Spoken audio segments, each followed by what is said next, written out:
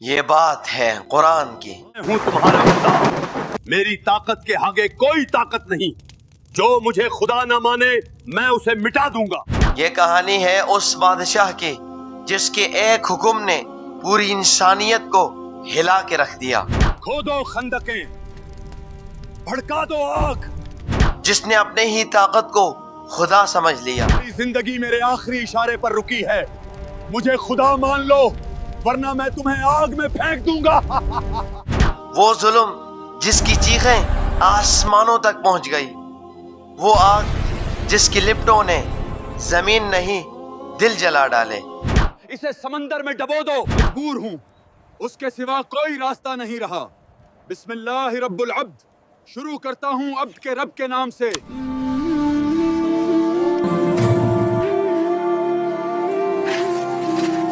یہ منظر دیکھ کر پورا شہر گونج اٹھا۔ ایمان لائے عبد کے رب پر، تم جھوٹے ہو، تم جھوٹے۔ امی آپ حق پر ہے، ڈرین مت، جس کے دل میں اللہ ہو اسے دنیا کی کوئی آگ جلا نہیں سکتی۔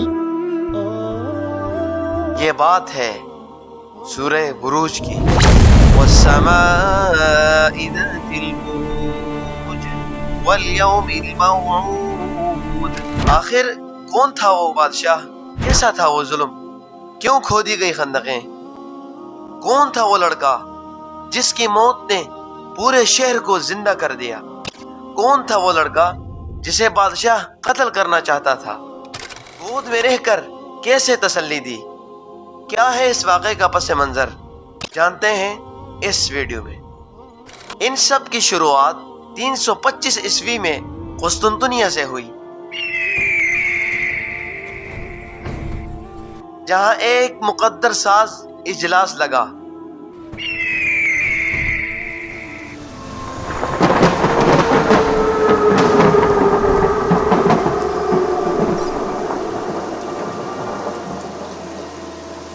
ایک کمرے میں اٹھنے والی چنگاری نے پوری عیسائی دنیا کو 2 حصوں میں بانٹ دیا۔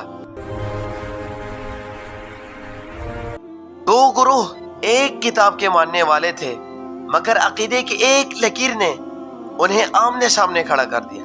ایک طرف قسیسین، وہ کہتے مسیح خدا کے بیٹے ہیں اور خدا 3 ہستیوں پر مشتمل ہے، باپ، بیٹا اور روح القدس۔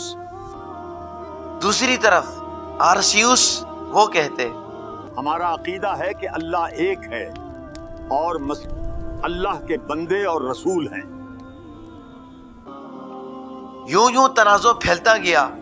آخر کار اس کی گونج قیصر روم کے ایوانوں تک جا پہنچی، جہاں فیصلہ کرنا ناگزیر تھا۔ چنانچہ قیصر روم نے ایسا سخت فرمان جاری کر دیا، آج سے سرکاری مذہب یہی ہوگا، مسیح خدا کا بیٹا ہے اور خدا 3 ہیں۔ جو اس کے خلاف ہوگا وہ باغی شمار ہوگا۔ جس نے پوری عیسائی دنیا کو 2 متضاد رسوں پر کھڑا کر دیا، اور یہیں سے حقیقت دراڑ بن گئی۔ اس فرمان نے فضا کو اتنا تنگ کر دیا تھا، آرسیوس اور اس کے ماننے والوں کے لیے اب دربار میں کوئی جگہ باقی نہ رہی۔ وہ وہاں سے نکل گئے۔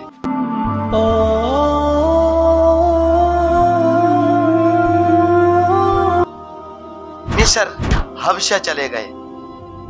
وہاں اللہ کی توحید کی دعوت دینا شروع کر دیا۔ اللہ ایک ہے، اللہ کے ساتھ کوئی شریک نہیں ہے۔ اب مصر، حبشہ میں توحید پھیل گئی۔ روم اور فارس میں اب بھی آگ کی پوجا کی جاتی تھی۔ یہ وہ دور تھا جب مذہبی اختلافات پوری دنیا میں پھیل رہے تھے۔ ہر خطہ اپنے عقائد کی جنگ میں الجھا ہوا تھا۔ انہی بدلتے ہوئے حالات میں عرب کی سرزمین بھی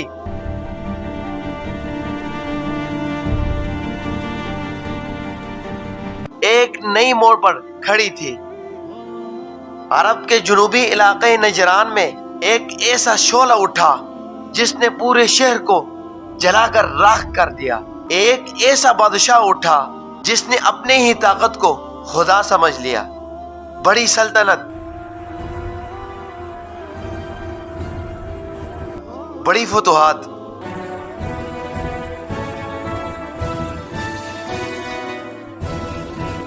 इतना पावरफुल कि रूम और फारिस भी उसके नाम से कांप जाते थे। और यही ताकत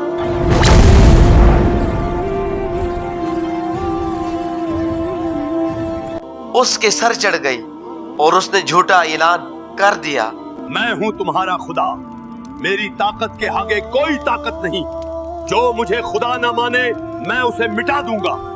और तारीख ने हमेशा ये सच बेनकाब रखा है, जिसने खुदाई का दावा किया उसने जादू और फरेब को अपने ही ताकत का पर्दा बनाया। इसी बादशाह के दरबार में एक बूढ़ा जादूगर मौजूद था। उम्र की वजह से झुका हुआ था, मगर फरेब के हुनर में बेमिसाल था। लेकिन नजरान के सरजमीन के एक कोने पर तौहीद का चिराग अब भी जल रहा था। आरसियूस का एक शागिर्द वहां से निकलकर यहाँ आकर तौहीद की दावत दिया करता था। अल्लाह एक है, अल्लाह के साथ कोई शरीक नहीं है। इधर वो जादूगर जब मरने के करीब आया, उसने बादशाह से दरखास्त की, बादशाह सलामत, मेरी सांसें आखिरी दरवाजे पर हैं, अगर चाहते हो तेरा सतून कायम रहे तो मुझे एक ज़हीन लड़का दो जिसको मैं जादू सिखाऊं ताकि तेरा सतून बाकी रहे। गांव से एक लड़के को चुना गया। वो हर रोज जादूगर के पास आता जादू सीखने के लिए, लेकिन जब घर जाता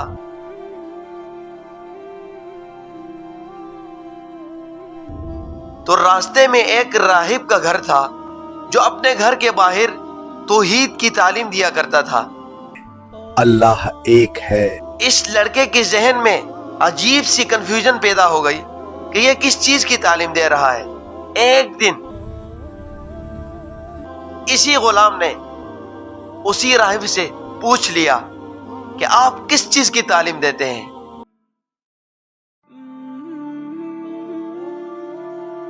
राहिब ने उसे कहा, बेटा, लोग जादू से रास्ता ढूंढते हैं, मगर रास्ता वो रब बनाता है, और जब एक रास्ता बंद हो जाए तो अल्लाह दूसरा रास्ता खोल देता है।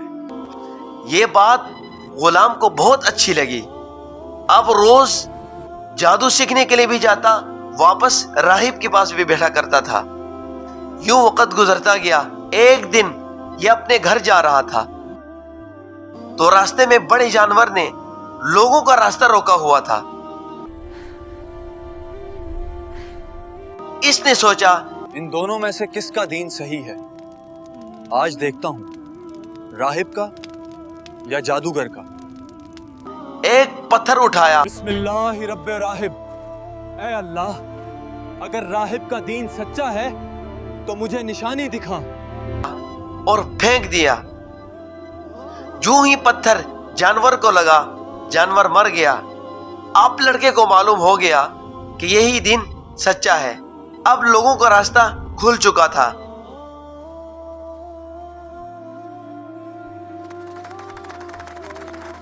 मगर ये वापस राहिब के पास आया और सारा किस्सा सुना दिया।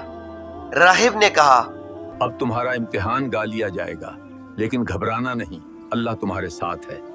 आजमाइशें आएंगी, मगर दिल मजबूत रखो। उसके बाद लड़के को इतनी फोकियत हासिल हो गई कि वो लोगों का इलाज करने लगा। इलाज करे यानी दम करे बिस्मिल्लाहिर्रहमानिर्रहीम, अल्लाहुम्मा अरहमहु वशफिह। जिस तरह हजरत ईसा अलैहिस्सलातु वस्सलाम किया करते थे, किसी को दम करते नाबीने को बिनाई मिल जाती। यूं लोगों का आना जाना शुरू हो गया।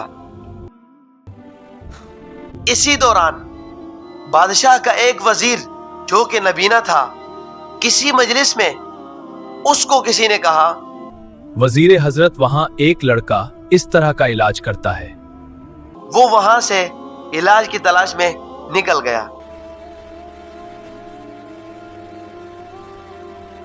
जब लड़के के पास पहुंचा, लड़के को कहा, मुझे ठीक कर दो। लड़के ने कहा, ये तो अल्लाह करता है। वजीर ने कहा। इस बादशाह के अलावा भी कोई तुम्हारा खुदा है? लड़के ने कहा, हम सब का खुदा एक है, अल्लाह।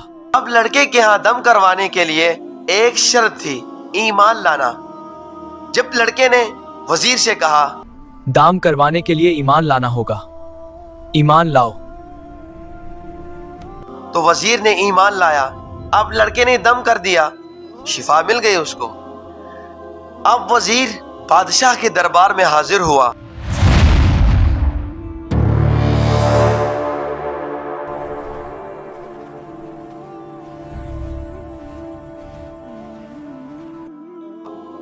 बादशाह हैरान रह गया, ये कैसे हुआ?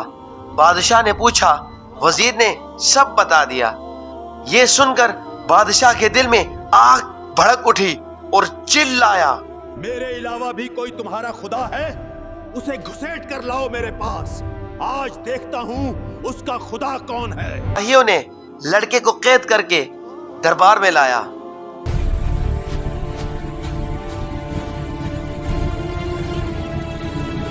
बादशाह को मालूम हो चुका था कि अब मेरा तख्त हिलने वाला है, इसलिए उसने इतना बेरहम हुक्म जारी कर दिया, उठाओ इसे और पहाड़ से नीचे फेंको। लड़के को लेकर पहाड़ी पर पहुंचे।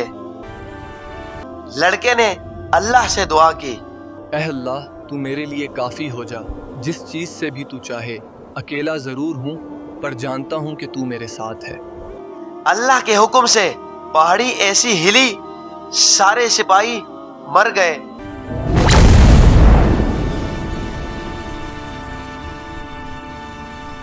और ये बच गया।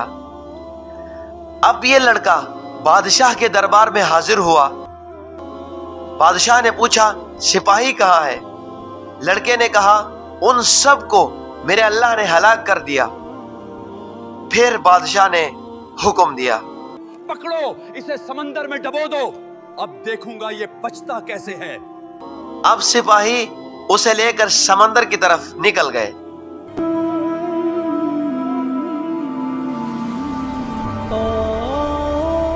जब कश्ती में बैठे,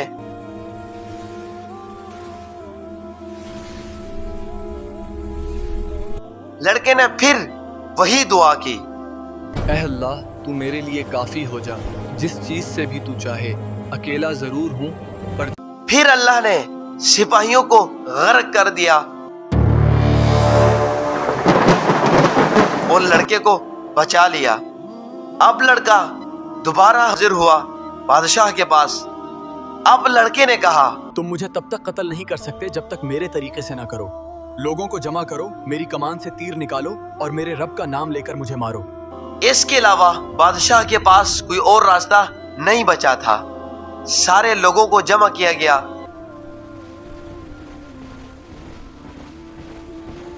दीवार के साथ लड़के को खड़ा किया। मैं मजबूर हूँ, उसके सिवा कोई रास्ता नहीं रहा। बिस्मिल्लाह रब्बुल अब्द, शुरू करता हूँ अब्द के रब के नाम से। अब तुम्हारा इम्तिहान गा लिया जाएगा, लेकिन घबराना नहीं, अल्लाह तुम्हारे साथ है। आजमाइशें आएंगी मगर दिल मजबूत रखो।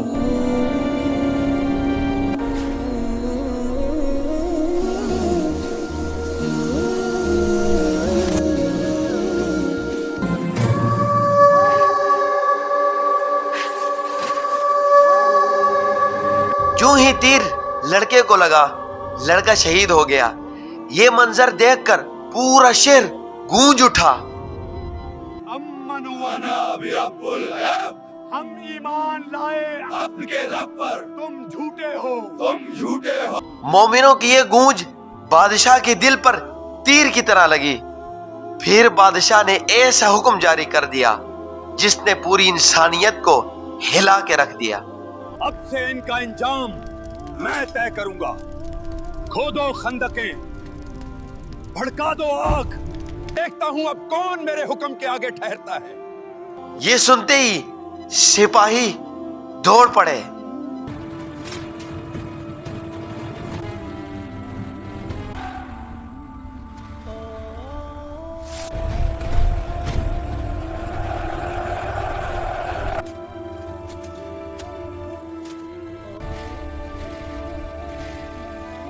یہ کام غالباً 6 ماہ تک چلتا رہا۔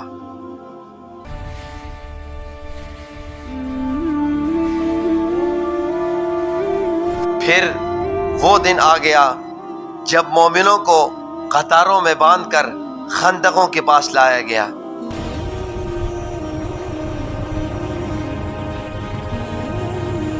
آگ بھڑک رہی تھی، دھواں اٹھ رہا تھا، لیکن مومنوں کے دل میں عجیب سا سکون تھا۔ یہ سکون دیکھ کر بادشاہ کی آخری امید بھی ختم ہو گئی۔ اپنے غرور میں ڈوبا ہوا حکم دیا، تمہاری زندگی میرے آخری اشارے پر رکی ہے، مجھے خدا مان لو ورنہ میں تمہیں آگ میں پھینک دوں گا۔ انہی قطاروں میں ایک ماں جس کی گود میں ایک چھوٹا سا شیرخوار بچہ تھا، جب آگ کے کنارے پہنچی، قدم ڈگمگانے لگے، دل ہچکچانے لگا۔ اسی پل اللہ نے اس ننھے سے دل میں ایسی بات ڈال دی جس نے ماں کے لرزتے وجود کو تھام لیا۔ تب وہ لڑکا بول اٹھا جو ابھی بولنے کے قابل بھی نہ تھا، اچانک اپنے ماں سے بول اٹھا، امی آپ حق پر ہے، ڈرین مت، جس کے دل میں اللہ ہو اسے دنیا کی کوئی آگ جلا نہیں سکتی۔ جب سارے مومن خندقوں میں جل رہے تھے، بادشاہ اور اس کے وزیر مشیر تماشا دیکھ رہے تھے اور کہہ رہے تھے، رب رب کرتے تھے نا، اب کہاں ہے تمہارا رب؟ دیکھو کیسے سڑ رہے ہو آگ میں۔ یہ تھا سورہ بروج کا پس منظر اور واقعہ۔ اب آئیے چلتے ہیں قرآن کی طرف کہ اللہ نے اس واقعے کو کیسے بیان فرمایا۔ اللہ نے اس سورت کی ابتدا میں قسمیں کھائی ہیں۔ اب سوال یہ ہے کہ اللہ نے یہ قسمیں کیوں کھائی ہیں، اس کی کیا وجہ ہے؟ مفسرین لکھتے ہیں کہ جب کسی واقعے کی اہمیت، عظمت بیان کرنا ہو تو اللہ تبارک و تعالی قسمیں کھاتے ہیں کہ خبردار ہو جاؤ، آنے والا واقعہ، آنے والا قصہ اہمیت کا حامل ہے۔ والسماء ذات البروج، پہلی قسم اللہ نے کھائی آسمانوں کی جو برجوں والے ہیں۔ اب اس میں اللہ ہمیں یہ بتانا چاہتے ہیں کہ سب کچھ میرے علم میں ہے، میں دیکھ رہا ہوں جو کچھ ہو رہا ہے۔ دوسری قسم والیوم الموعود، اس دن کی جس کا وعدہ کیا گیا ہے۔ اس سے ہمیں یہ بتا رہے ہیں کہ ظلم بھی لکھا جا رہا ہے اور صبر کا بدلہ رکھا ہوا ہے۔ وشاہد و مشہود، اللہ فرماتے ہیں شاہد اور مشہود کی قسم، اس سے مراد جمعہ اور عرفہ کا دن ہے۔ مفسرین فرماتے ہیں بہت سے اقوال ہیں، بعض کہتے ہیں کہ جمعہ کا دن، شاہد سے مراد جمعے کے دن، بعض کہتے ہیں قیامت کا دن، مشہود سے مراد عرفہ کا دن۔ آگے اللہ تبارک و تعالی فرماتے ہیں قتل اصحاب الاخدود، ہلاک ہو گئے اخدود والے جنہوں نے خندقیں کھودی تھی، وہ ہلاک ہو گئے۔ النار ذات الوقود، ایسی آگ جو ایندھن والی تھی۔ اذ ہم علیہا قعود، وہ بیٹھے ہوئے تھے اس پر، اس آگ پر، یعنی خندقیں کھودی تھی۔ وہم علی ما یفعلون بالمؤمنین شہود، اور وہ جو کچھ کر رہے تھے مومنوں کے ساتھ دیکھ رہے تھے، گواہ تھے، یعنی بادشاہ کے وزیر مشیر تماشا دیکھ رہے تھے۔